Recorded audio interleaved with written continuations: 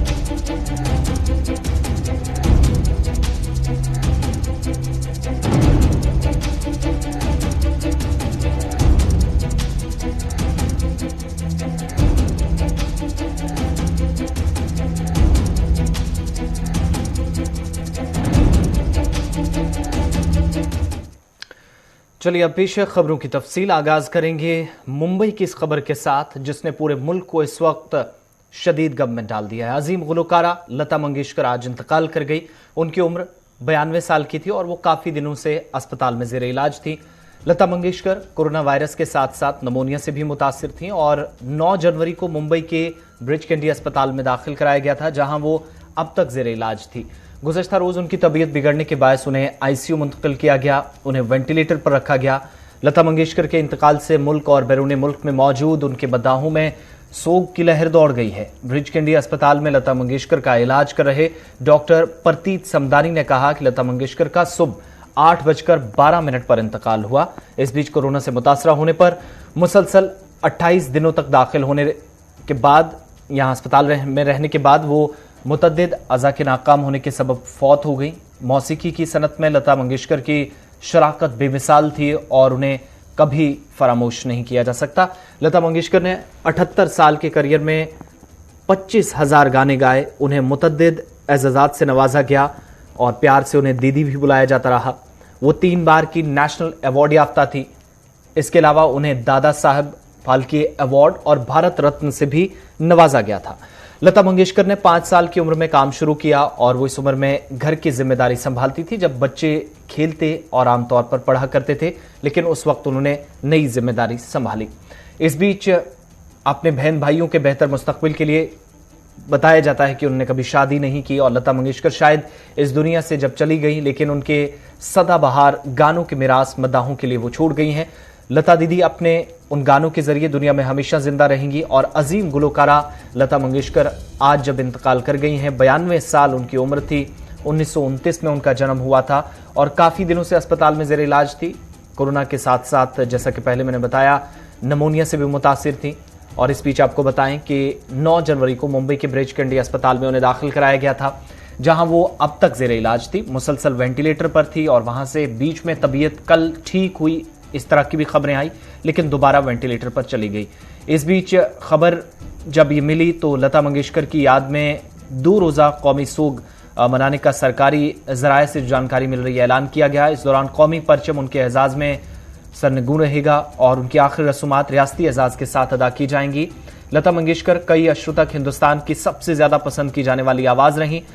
इस बीच वज़ीर आज़म, सदर हिंद, वज़ीर दाखिला अमित शाह के अलावा मुल्क की अहम शख्सियात एक के बाद दीगर ट्वीट्स करके उन्हें याद कर रहे हैं, उनकी खिदमात को सराह रहे हैं और दुख और अफसोस का इजहार कर रहे हैं। कांग्रेस लीडर राहुल गांधी ने भी लता मंगेशकर के इंतकाल पर कांग्रेस के साबिक सदर ने कहा कि लता मंगेशकर जी के इंतकाल की तकलीफ देह खबर मौसूल हुई है। वो कई अशरों तक हिंदुस्तान की सबसे ज्यादा पसंद की जाने वाली आवाज रही। उनकी सुनहरी आवाज अमर है और उनके मद्दाहों के दिलों में हमेशा गूंजती रहेगी। उनके अहले खाना, दोस्तों और मद्दाहों से मेरी ताज़ियत, राहुल गांधी लिखते हैं।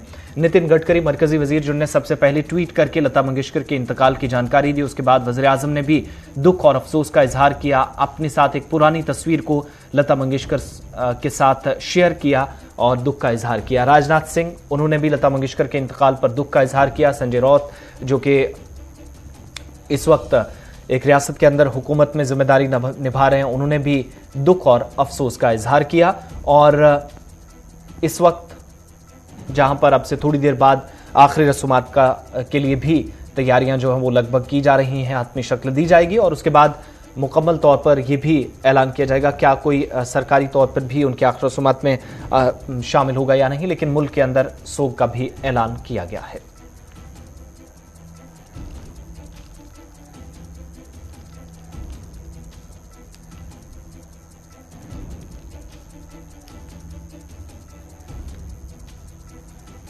दोस्तों, बहुत ज़्यादा मनहूस खबर आई है लता जी को लेकर। लता जी हमारे बीच में नहीं है। ये सुनकर कोई भी कलाकार क्या कहेगा। कलाकार क्यों, हम हर आम और ख़ास आदमी की ज़िंदगी में लता जी बहुत बड़ा, बहुत रिस्पेक्टेड मुकाम रखती है। जारी है। इधर जम्मू कश्मीर के साबिक वज़ीर आला उमर अब्दुल्ला और नायब सदर नेशनल कॉन्फ्रेंस के उमर अब्दुल्ला का ट्वीट भी सामने आया है, जिसमें उमर अब्दुल्ला कुछ पुरानी यादों को ताज़ा कर रहे हैं। और उमर अब्दुल्ला लिखते हैं कि मौसीकी के हवाले से मेरी इब्तदाई यादें मेरे वालिद की फिल्मों जैसे आंधी, सरगम, नूरी और गाइड के गाने बजाते हैं। ये साउंड ट्रैक कभी भी मेरे पसंदीदा यानी जो उनकी फेवरेट लिस्ट है उससे बाहर नहीं जा सकते, नहीं हटे हैं। उमर अब्दुल्ला के मुताबिक उनके साथ साथ कर्ज, कभी कभी और आशा जैसी फिल्में भी शामिल हैं, जिनसे कई गाने उन्होंने लता मंगेशकर के सुने और अपनी फेवरेट लिस्ट में उन्हें शामिल किया।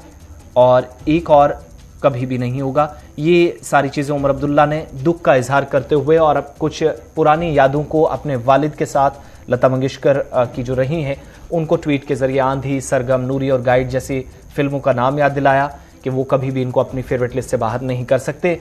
शदीद गम इस वक्त पूरे मुल्क के अंदर है, सोगवार है और जम्मू कश्मीर से भी रिएक्शंस आहिस्ता आहिस्ता सामने आ रहे हैं।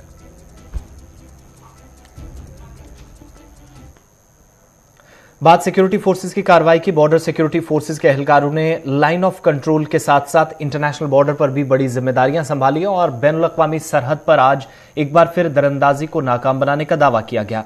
तफसीलात के मुताबिक जिला सांबा में आज बताया जाता है कि 3 दरअंदाज सरहद के इस पार दाखिल होने के दौरान उन्हें मारा गया। इस दौरान वहां तैनात बीएसएफ के एहलकारों ने तीनों को चैलेंज किया, जिसके बाद इलाके में बड़े पैमाने पर सर्च ऑपरेशन भी सुबह से चलाया जाता रहा है और अभी तक की मौसूला इतलात के मुताबिक 3 दरअंदाजों को मार गिराया गया है, जिनकी बॉडीज अभी तक पाकिस्तानी हुकाम को सौंपी नहीं गई है। ताहम इस बीच जो रिपोर्ट्स आ रही हैं कि इस इलाके के अंदर सिक्योरिटी इस वक्त भी अलर्ट पर है ताकि किसी भी मजीद नाखुशगवार वाक़े से बचा जाए। इस वक्त सिक्योरिटी फोर्सेज के लिए एक बड़ी कामयाबी है और इन मारे गए तीनों दरअंदाजों से 36 किलोग्राम मंशियात बरामद हुए हैं, जिसमें तहकीकात भी शुरू बीएसएफ हुकाम ने कर दी है।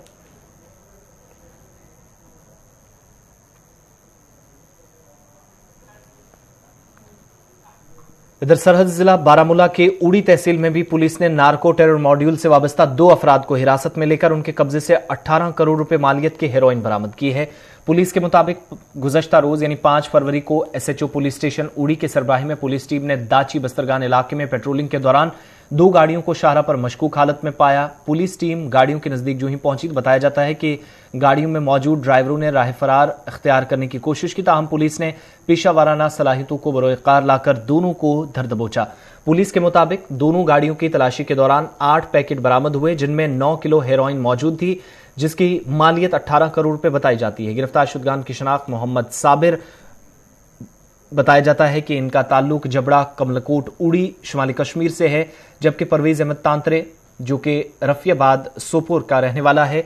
और जामे तलाशी के दौरान मोहम्मद साबिर बरवाल के कब्जे से 5 लाख रुपए के चेक और एक आधार कार्ड जब्त हुआ। वहीं परवेज अहमद तांतरे के कब्जे से 9,79,500 रुपए के 7 चेकें, एक चेकबुक, एक Aadhaar card, mobile phone, PAN card, e Shram card, 2 ATM cards, एक किसान कार्ड और डेबिट कार्ड के साथ साथ दूसरे कागजात भी बरामद करके जब्त किए गए। पुलिस ने इस सिलसिले में केस दर्ज करके तहकीकात शुरू कर दी है। साल 2022 की पुलिस ये सबसे बड़ी कार्रवाई मानती है, जिसमें कई खुलासे होंगे और मजीद गिरफ्तारियां मुतवक्का हैं।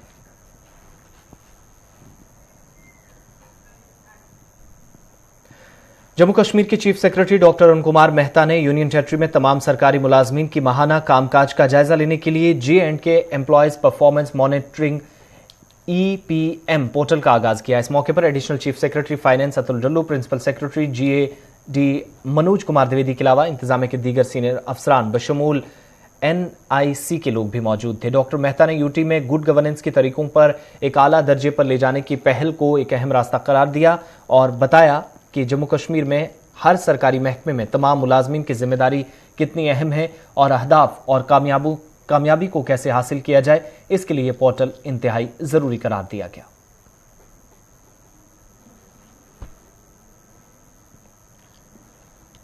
जम्मू कश्मीर में हफ्तावार लॉकडाउन जारी है, जिसका आखिरी दिन है। चूंकि गुज़श्ता 24 घंटों में भी कोरोना वायरस के केसेस में इजाफा जरूर देखा गया है, ताहम राहत की बात यह है कि यूनियन टेरिटरी में मुसलसल तीसरे रोज कोविड-19 के पॉजिटिव केसेस 2000 से कम आए हैं।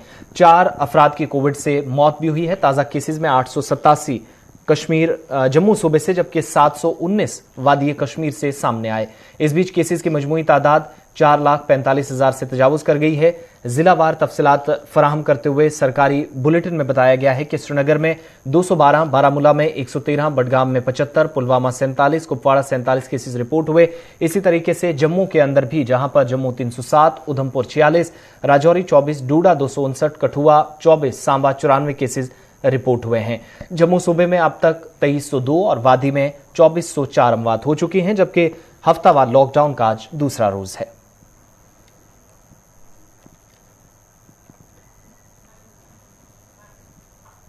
इधर लॉकडाउन के दौरान जम्मू कश्मीर में लापरवाहियां भी मुतअद्दिद मकामात पर देखी जा रही हैं। जम्मू में लॉकडाउन के दौरान गाइडलाइंस की धज्जियां उड़ाई गई, जहां अवाम में सख्त नाराजगी है।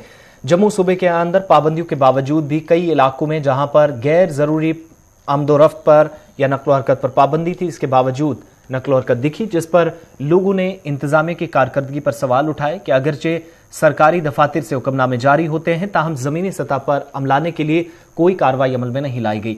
वहीं गाइडलाइंस की खिलाफवर्जी करने पर सख्त कार्रवाई की जानी चाहिए, पुलिस से और सिविल इंतजामिया से मुतालबा किया गया।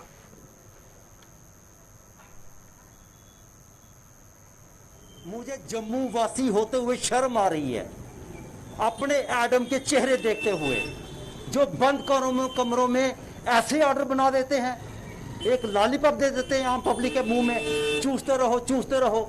क्या ऑर्डर है ये? बंद करने का है तो ये बाजार बंद है क्या? खुलने का है तो ये बाजार खुला है क्या? क्या ऑर्डर है? आज जिनकी डिग्रियों पे जो अपने आप को डीएम बन के बैठे हैं, जो अपने आप में CS बन के बैठे हैं, जो अपने आप के डिवकॉम बन के बैठे हैं, मुझे हैरानगी हो रही है इनकी डिग्रियों पे कि इन्होंने क्या पढ़ाई पढ़ी है, क्या फैसले ले रहे हैं। अगर कोई फैसला लिया जाता है तो उसको इम्प्लीमेंट क्यों नहीं किया जाता? मैं अपने रिमार्क्स रिपीट कर रहा हूं, अगर कोई ब्यूरोक्रेसी फैसले लेती है तो उसको इम्प्लीमेंट किसने करना है? और जिसको हम जम्मू यूटी बोलते हैं, इसको पूरा देश खुल रहा है, सिर्फ जम्मू में एक ऐसी प्रॉब्लम है कि जो जम्मू नहीं खुल रहा, पर है ये यूटी। मैं अनुरोध करता हूं रविंद्र रैना जी से कि वो जम्मू के बारे में क्यों कुछ नहीं बोलते, उनको भी कम से कम बोलना चाहिए। यहाँ पे दुकानें हैं और सैकड़ों के हिसाब से दुकानें हैं। ये शहर है मेन, जहाँ पे गर्म माल हर किसी दुकान पे पड़ा हुआ है।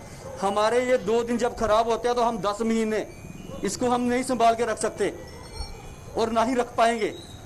कम से कम हमें जो ये सैटरडे संडे है ये खोलने दिया जाएगा और हम खोलेंगे भी।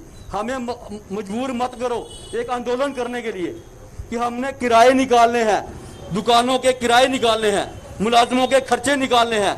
हम कहां से निकालेंगे? या तो हमें मुआवजा दिया जाए। भारत ने आईसीसी अंडर 19 वर्ल्ड कप के फाइनल मुकाबले में इंग्लैंड को 4 विकेटों से शिकस्त देकर 5वीं बार टाइटल अपने नाम कर लिया। इससे कबल टीम इंडिया साल 2000, 2008, 2012 में वर्ल्ड कप जीत चुकी है। एंटीगुआ के north ground sir Vivian Richard stadium में भारत और इंग्लैंड के दरमियान आईसीसी अंडर 19 वर्ल्ड कप का फाइनल मुकाबला हुआ, जिसमें भारत ने इंग्लैंड को 4 विकेटों से शिकस्त दी और 5वीं बारी खिताब अपने नाम कर लिया।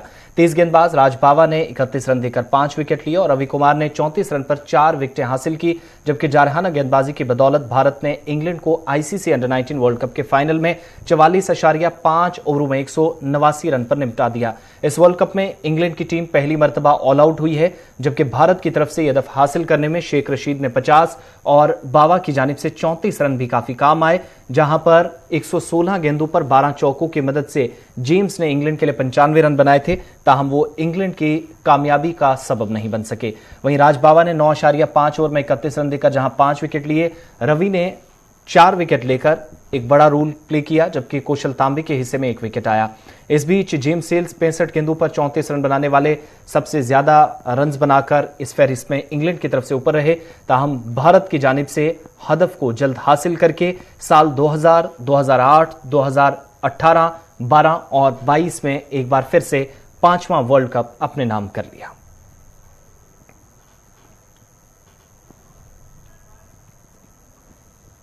शुमाली कश्मीर के सब डिवीजन गुलमर्ग के एक छोटे गांव से ताल्लुक रखने वाले आरिफ मोहम्मद खान वल्द मोहम्मद यासीन खान, जो कि बीजिंग चीन के अंदर हिंदुस्तान के वाहिद ओलंपिक खिलाड़ियों में से एक हैं, कौमी परचम लहराकर बिलाखिर जम्मू कश्मीर के साथ साथ पूरे मुल्क का नाम रोशन किया।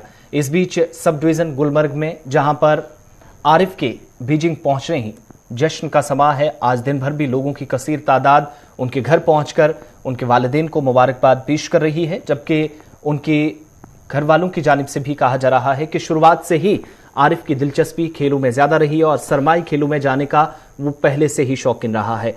आज 47 मालिक में सरमाई खेलों में शिरकत करके बिलाखिर बीजिंग में जाकर भारत की न सिर्फ नुमाइंदगी की बल्कि कौमी परचम भी लहराया और सबसे पहली तकरीब का वो हिस्सा बने हैं। और आरिफ मुल्क के पहले ऐसे स्कीयर हैं जो जम्मू कश्मीर से ताल्लुक रखते हैं और वाहिद स्कीयर इस बार हिंदुस्तान की जानिब से दावा पेश कर रहे हैं।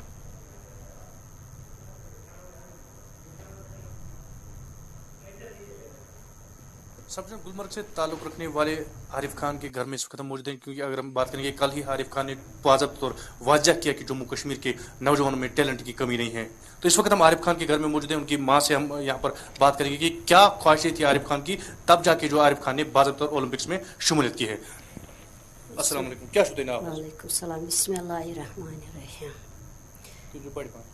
तो सठा खुश अल्हम्दुलिल्लाह, बचपन पे वोत अमिस अथ कारस सत, अमिस मोल तो अथ कारस सतन, सिकी कार सिकी शॉपस पे अमिस तो गो पन शौक बचपन लागनस 2005 पे 2004 पे, तो यह रोद अथ कारस सत अस तोर अमिस सपोर्ट, अत अंदर कोर अमिस सठा काफी सपोर्ट।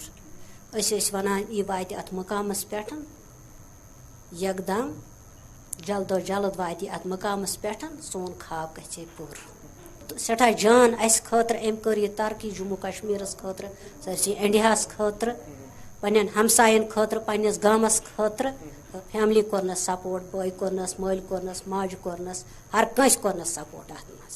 वनकस सारी खुश शुक्र गुजार अत मज वनकस सारे ऑल इंडिया। तो बसान वनकस ये सात आरिफ साहब ब्रोह तह मुल्कन मज कर तर्जुमानी गेम गिंदान कि अत मज मुल्कन मज हिस्स दिवान, मगर इस माहौल बने ओलंपिक माहौल ये तम रात बाज़ाब्ता जम्मू कश्मीर सत पूरी इंडिया तर्जुमानी कर, तो तम सात क्युत माहौल बासो तुम ये सात रात टीवी स्क्रीन पे? सठा असल माहौल, सठा खुश वनुक तमत यह आव 48 मुल्कन मज गिंदित, वनुक तान गिंद 48 मुल्कन।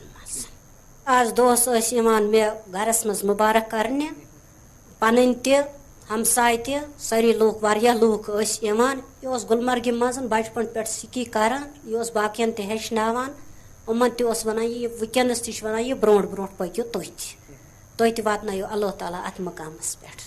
मैं आरिफ साहब की बहन हूँ, छोटी बहन उनकी।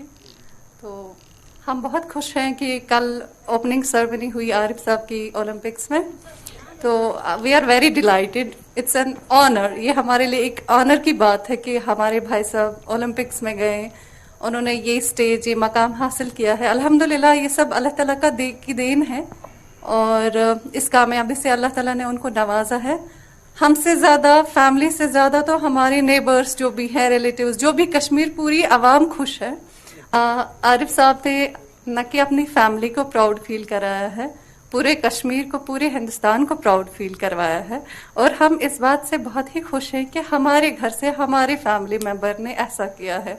इस वक्त पूरे हिंदुस्तान में जो भी लोग हैं जो सपोर्ट हमें करते हैं वो सब खुश हैं, सब सपोर्ट करते हैं उनको हम, और हम इस बात का शुक्रिया अदा सबको कर रहे हैं उनकी प्यार के लिए। और आगे भी इंशाल्लाह उम्मीद है कि सब लोग उनको सपोर्ट करेंगे और प्यार देंगे। Alhamdulillah, we are very happy for our brother that he reached this place.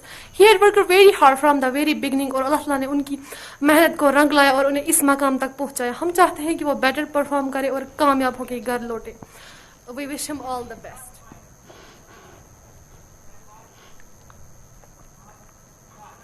इधर खेल सरगर्मियों के फरोग के लिए सरहद जिला पुंछ में भी काम मुसलसल जारी है, जहां पर श्यामलाल हॉकी क्लब और पावर हाउस क्लब पुंछ की जानिब से जम्मू कश्मीर में हॉकी को फरोग देने के लिए प्रोग्राम्स किए जा रहे हैं। और इस बीच अब जाकर सरहद जिला पुंछ के अंदर हॉकी पुंछ के इश्तराक से अपने सरप्रस्त और साबिक साई कोच श्यामलाल शर्मा को याद किया गया, जिन्हें हॉकी के सुतून के तौर पर सरहदी जिले में माना जाता है, जिन्होंने मकामी सतह से नौजवान खिलाड़ियों को लाकर मुल्की सतह पर रिप्रेजेंटेशन का मौका दिया है। उनकी चौथी बरसी है और तकरीब में जहां पर सीनियर अफसरान भी शामिल हुए, वहीं खिलाड़ियों ने भी बढ़ चढ़कर हिस्सा लिया, जिनकी जिंदगी में श्यामलाल शर्मा ने कलीदी रोल अदा किया है। बताया जाता है कि श्यामलाल शर्मा को पुंछ के अंदर हॉकी को जिंदा रखने के लिए सबसे बड़े शख्स या सुतून के तौर पर देखा जाता है।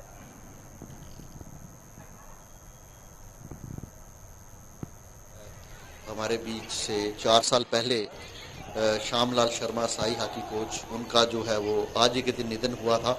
आज ही के दिन वो टीम को सीनियर नेशनल खेल के लड़कियों को टीम को लेकर वापस आ रहे थे और आज ही के दिन एक एक्सीडेंट में यहाँ बीजी के पास देरी रिलोट एक जगह, वहाँ उन्होंने अपने जो है वो प्राण त्यागे थे और उन्होंने अपना पूरा जीवन जो है इस हॉकी को समर्पित किया। अगर आज पुंछ में हॉकी है, अगर 2000 प्लेयर है तो 1990 प्लेयर मैं कह सकता हूँ, 10 की मैं बात नहीं करूँगा, उन्हीं के बनाए हुए हैं, उन्हीं के खेले हुए हैं। मैं अनामिका वाली, और जैसा कि आप सब देख रहे हैं कि स्पोर्ट्स स्टेडियम पुंछ के तमाम खेलों के बच्चे यहाँ इकट्ठा हुए थे और यहाँ पे मेन मोटिव हम सबके इकट्ठा होने का यही था कि आज से 4 साल पहले 5 फरवरी 2018 में हमारे कोच साहब, जिनका नाम था श्यामलाल शर्मा जी, हॉकी में इनका बेसिकली कंट्रीब्यूशन देखा जाता है, इनकी डेथ हो गई थी एक कार एक्सीडेंट में। और टेक्निकली ये एक टीम को झारखंड से वापस सीनियर नेशनल खिला के वापस पुंछ ला रहे थे, जिसके बीच में एक कार एक्सीडेंट में इनकी डेथ हुई थी। इनका कंट्रीब्यूशन स्पोर्ट्स में है, ये हम सब ने बताया है। और स्पोर्ट्स से भी ज़्यादा मैं एक चीज़ कहना चाहूँगी कि एक प्लेयर को स्पेशली अगर कोई पर्सनल प्रॉब्लम है, जब फाइनेंशियल एड चाहिए, तो वहाँ पे भी श्यामा सर ने कभी हमें नहीं छोड़ा। आज देख ही रहे हो कि जो लेट श्यामलाल शर्मा जो हमारे कोच थे, आज उनको 4 साल हुए हैं। इसी के दिन 2019 में उनका एक एक्सीडेंट हुआ था और अनफॉर्चुनेटली हमने उनको खो दिया था। और उन्हीं के लिए, उन्हीं की रिमेम्बरेंस के लिए आज एक कैंडल मार्च यहाँ पे ऑर्गेनाइज किया है। उनकी कंट्रीब्यूशन इतनी ज़्यादा है कि अगर अभी बताने के लिए जाऊँ तो वो बहुत कम होगा। इतनी कंट्रीब्यूशन है कि जैसे पहले भी उन्होंने कहा कि लड़कियों की हॉकी पहले इतनी डेवलप नहीं थी, बट जब वो आए तो उसके बाद जो डेवलपमेंट हुई वहाँ से स्टार्ट हुई।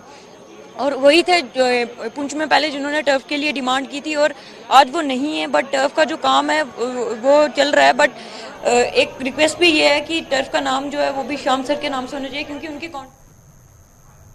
जम्मू कश्मीर पीपल्स कॉन्फ्रेंस के सीनियर लीडर अब्दुल गनी वकील के मुताबिक जम्मू कश्मीर के अंदर जहां पर बेहतर मुस्तकबिल के साथ साथ नई जम्मू कश्मीर का ख्वाब तब पूरा होगा जब जमहूरी तर्ज अमल में हुकूक की बहाली होगी। उन्होंने कहा कि पहला मसला उस वक्त हल हो जाएगा जब रियासती दर्जा बहाल किया जाएगा, जिसके बाद दीगर मामलात भी सामने आएंगे और सरकारी महकमों के मुलाजमीन जो कारकर्दगी बेहतर दिखाने के बावजूद भी नजरअंदाज हैं, उनके मुतालबात भी मान लिए जाएं। अगर मरकजी सरकार यहाँ के लोगों की ज़्यादा से ज़्यादा पार्टिसिपेशन चाहते हैं आने वाले असम्बली इंतखाबात में, तो उनको चाहिए कि इलेक्शन से पहले ही स्टेटहुड ग्रांट करें, क्योंकि उससे दुश्मन जो हमारी ताकतें बाहर बैठी है और कोशिश कर रहे हैं यहाँ एक्सप्लॉइट करने की, तो वो नाकाम हो जाए। क्योंकि एक तो पार्टिसिपेशन ज़्यादा होगी, वरना अगर स्टेट यूटी के अंडर ही इलेक्शन किए गए, इसमें ज़्यादा पार्टिसिपेशन नहीं होगा, लोगों में उत्साह नहीं होगा। तो ये अब मरकजी सरकार कहती है, जब वो कहती है, मानती है, और पार्लियामेंट में भी, पार्लियामेंट से बाहर भी, कि स्टेटहुड हमें देना ही देना है, तो why to make it conditional? तो फिर पहले ही दीजिए, लोगों में उत्साह हो जाएगी, जम्मू के लोग भी खुश, कश्मीर के लोग भी खुश, हमारा इज्जत बहाल हो गया। इस वक्त तो ये जो यूटी बनना है ये थोड़ी कश्मीर को जलील नहीं करना है, ये जम्मू की भी बराबर है। तो इसलिए जम्मू कश्मीर हम एक है, तो इसलिए हम चाहते हैं जम्मू कश्मीर का विकास ऐसे इकदाम उठाए जाए मरकजी सरकार की तरफ से, कॉन्फिडेंस बिल्डिंग मेजर्स उठाए जाए जिससे जम्मू कश्मीर के लोगों में उत्साह हो, गुडविल पैदा हो। मतलब कुछ बात नहीं कर पाते हैं, कुछ दबे हुए हैं, लेकिन सब महसूस करते हैं कि हमसे हमारे साथ ह्यूमिलेशन हुई है। इसलिए हम चाहते हैं मतलब कॉन्फिडेंस बिल्डिंग मेजर्स में सबसे बड़ा ये मेजर है कि स्टेटहुड को कायम कीजिए। और इतना ही नहीं बल्कि हमारे बेचारे रोज परेशान है, 60,000 डेली वेजर बेचारे परेशान है, उनको रेगुलर किया जाए। जब इतने बड़ा मुल्क है, इतने बड़ा हमारा प्राइम मिनिस्टर है, तो क्यों ना इन गरीब लोगों को रेगुलर करके एक नई उत्साह लोगों में आ जाए और मेन स्ट्रीम के साथ। इस तरह मैंने अभी सुना कि जम्मू में और ये कश्मीर में हाल है कि भाई आंगनबाड़ी वर्कर्स, हेल्पर्स, उनको कई महीनों से सैलरी ही नहीं मिल रही है। तो क्या तमाशा है, गरीब लोग काम करते हैं बजाय इसके। और दूसरा उन्होंने एक और फैसला किया जो रिक्रूटमेंट बोर्ड को दिए गए थे, अब उस रिक्रूटमेंट की जो उन्होंने पहल शुरू की थी अब वो विड्रा की। ये नया जम्मू कश्मीर है कि आपकी रिक्रूटमेंट अब ऑल इंडिया लेवल पर हो। अगर ये नया जम्मू कश्मीर है कि SRO को भी ख़त्म किया जाए, अगर ये नया जम्मू कश्मीर है कि स्टेटहुड को हटाकर आपको यूटी बनाए, तो ये तो फिर खुदा ही हाफिज है, खुदा ही। खबरों के इस बुलेटिन में फिलहाल इतना ही। देखते रहें गुलिस्तान न्यूज़।